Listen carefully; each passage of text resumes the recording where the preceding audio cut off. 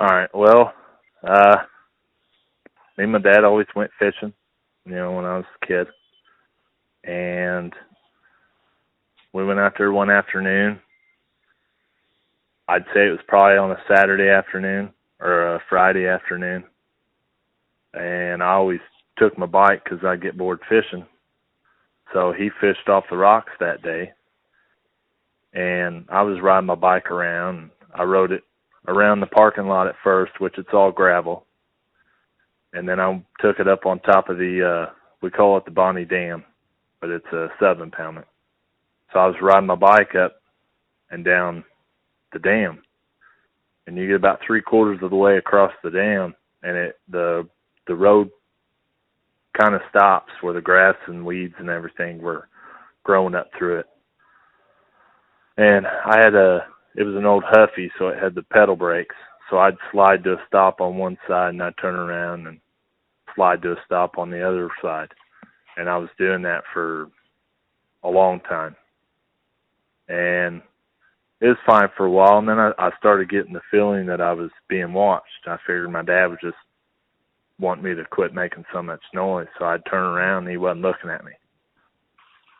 So I just kept doing what I was doing, and finally, the whole time I'm thinking, I want to go all the way across here, but I don't want to ride through these weeds. So I'm riding, and I get to it's gated off where you can't drive a car across it unless you've got the keys to unlock it. So I get to the gate, and I slide and stop. I turn around, and I go back to where the grass starts, and I slide and stop. And when I slide and stop, my bike's facing southwest direction-ish. And something told me that something was watching me. So I turn around, look at my dad, and he ain't paying no attention to me. He's way down there. And something just says, look at the shore. So I look over at the shore. Now, I don't see nothing straight ahead of me, which that's water. And then, so I look over my right shoulder, which would be the northwest side. So I start scanning that shore, and I don't really see nothing. So I'm going south, and I'm coming across the top of the dam, and then I go start scanning the shore after that, and I go across the scrub brushes. We've got scrub brushes all over the place, and there are 3, 4, sometimes bigger, but usually 3 or 4 foot tall.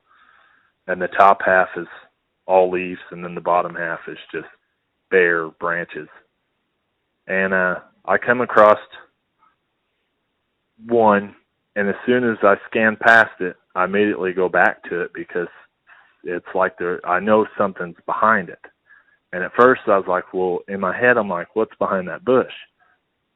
And about that time, I notice movement, and it starts to come out. When it comes out, it's like a guy getting out of a folding chair where he's using his arms, for momentum to get up out of the chair, but its left arm comes out.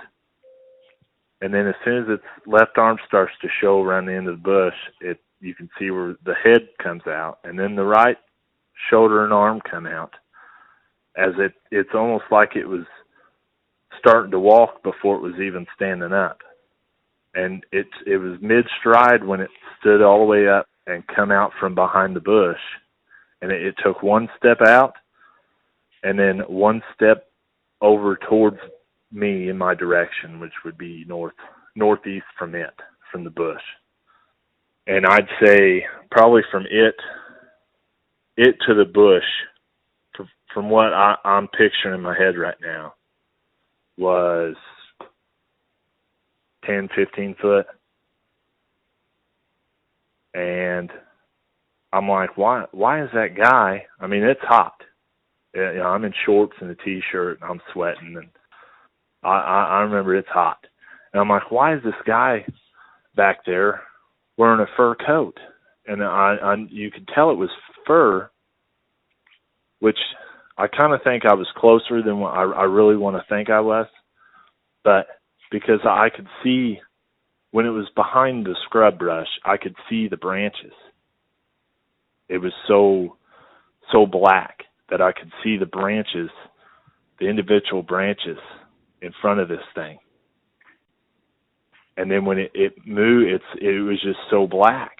And when it stood there, I knew there was no doubt in my mind that it was looking at me, whatever it was. At first I thought it was a guy. I'm like, there's no fishing poles over there. There's no chair over there. I'm like, why would a guy be set behind a bush? We were the only people down there. And when I see this thing, and I know that it's looking at me, I mean, this is like seconds. It feels like forever, but it's just seconds. And all of a sudden, and as I'm scanning the shore, the sun's going down. It's it's late afternoon, so I've got my hand over my eyes, kind of blocking the sun out, so I can really see the shore. And so I've got my hand over my eyes, and I'm looking at this thing, trying to focus, and like, why is this guy wearing a fur outfit, head to toe black?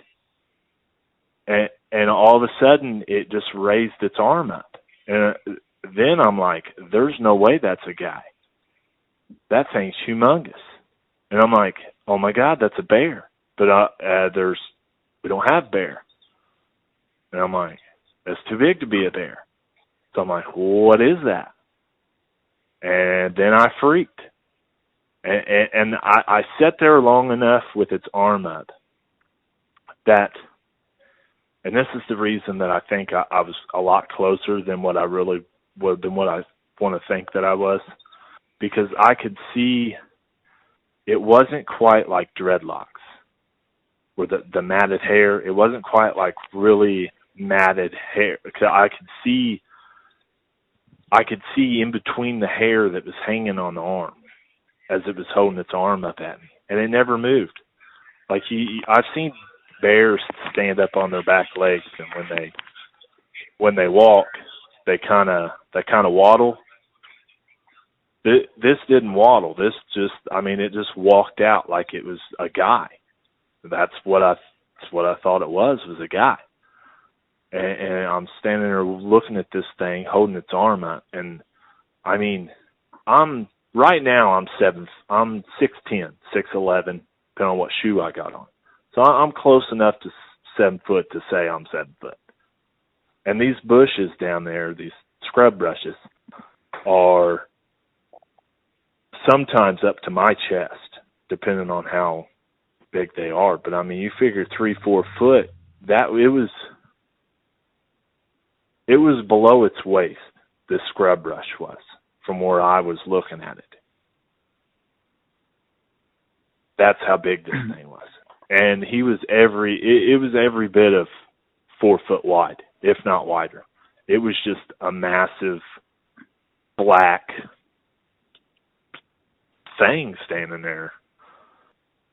Whatever this was, like I've seen people from a distance, and I'm a big guy. It freaked me out.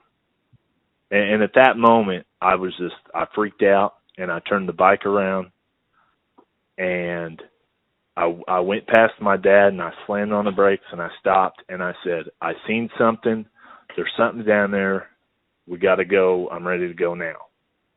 And after that, I don't remember anything but being in the truck and having the doors locked, and he was hitting the door, trying to get in the door, trying to get me to unlock the door. So how far away were you from this creature? I've looked at it on Google Earth, and I think, this is 20-something years ago, if a good guess would be 250 foot at a straight angle from where I think I was on the top of the dam to where I think it was in the trees. But it was right. When I seen this thing come out and stop, I felt I had enough time in my mind. It's like everything stopped. And the only thing was me, it, and the space between us. Because I remember looking at it, and I remember looking at the edge of the dam where this thing was at, the shoreline, and looking back at it, and I felt like it was doing the same thing, like judging how far away it was. But in my mind, I was thinking, how fast is this thing going to come to me versus how far I am from the truck to get away from it. And then when you said it raised its arm, how did it raise its arm, and how high did it put its arm up? It put its arm straight up above it. Like when people wave, they kind of bring their arm up to this. They don't. This thing, when it raised its arm, the left arm was straight down to the side. I would say almost to the knees, where I would picture someone's knees, but it could have been below the knees. I don't know. But it's where I would picture, like, if I had arms like it would be to my knees. And its right arm, when it raised it, it didn't like just kind of bring it just. It didn't kind of bring it up like a normal person would. It brought it just straight out, just straight from its side where the left arm was. It just brought it straight up, like straight in front of it, just up. Like it never bent its elbow. No, like it never moved its arm from its side. It was just straight up from the side, like a bridge going up, just straight up. And how long held did it it keep like its arm as up? high as long as I turned around and took off. So seconds. I don't know. I mean, it felt like I was there for minutes, but I don't think I was.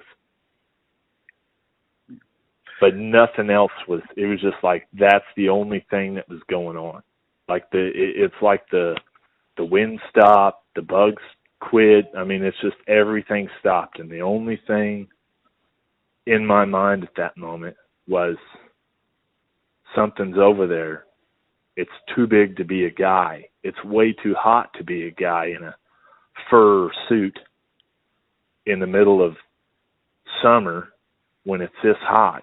And there's not like what's somebody waiting on? Just a random person to come out there? There's nothing on the other side but cornfields and bottoms. And this was a bright sunny day? Yeah. It was a bright sunny day, late afternoon, probably, if I had to guess a time, 5, 6 in the afternoon. Were there any other details, like the face, the shape of the body, anything you can remember about it? It looked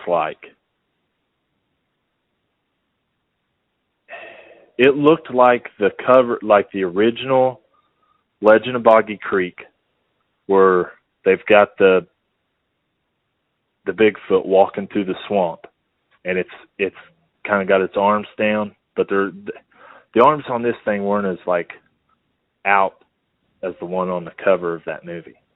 But the one on the movie looks too thin. Like this was bulky. This was just a big, solid. I mean, it was every bit of 4 or 5 foot wide. It was big. And at that distance, could you, by chance, make out any of the facial features? No, I don't remember face, and I don't.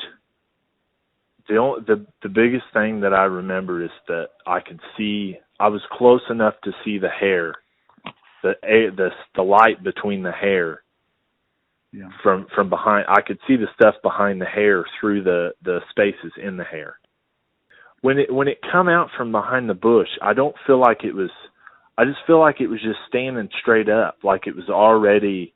Because I don't remember it turning its head. I remember it just. It's like it was already watching me, and it just kind of. When it walked over to, it was just already like kind of looking at me when it walked, and then it's like its legs moved to the direction it was looking. It wasn't like like when it come out, like the body was already turned towards me. That's why I seen the left arm and the head before I seen the right arm. It's like it was almost kind of, I don't know if turned at the waist is a good enough description for what it was, but it took a full, however far back it started the step, it brought when it took the step, it had brought the left leg had come out from behind the bush, and it took the step and stopped, and it brought the right leg up to it, and then it just come to me. One more step. It took 2 steps. And one last question. When it raised its arm up, did you see like the palm of the hand by chance? I don't remember seeing what I would call like a thumb, like space between where I would think the thumb would be. It was just like I could kind of see. I'm picturing this all in my head, like I'm in goosebumps right now. And I've told a few people, not very many people, and I've never broke out in goosebumps. I'm in goosebumps right now. I can see a little bit of light at the very top, like where the tips of its fingers would be, but not much more than that. Maybe, an inch maybe, not enough. And it's almost like it had its hand closed, flat, and it just raised its arm just straight up out in front of it and then up above it. Like I'd mentioned, that's very similar to Howdy, who we have reports of raising its arm up, to witnesses here in Kentucky. Yeah. And that's why I was excited to talk to you, because I've never heard of that behavior anywhere else. So, well, I'd never heard about it until you had your speech and everything, and I was, the guy I was sitting next to is actually from the same town that I am, and him and his girlfriend had something make noises around him. They wasn't sure. It was just, they're just interested in this. But when he was telling me about that, and then you started talking about Howdy, and I looked at him and I said, "Oh my God, that's what I saw." It just raised its arm up, and I'm like, "Oh my God, this is what I saw." Yeah, it's pretty neat to validate and confirm, what you saw with another Bigfoot in another state with the same behavior. Corroborates some of this behavior of them being friendly, so to speak, if they are waving to us as if to say hi. So I love it, and I really appreciate you making multiple attempts to call me back.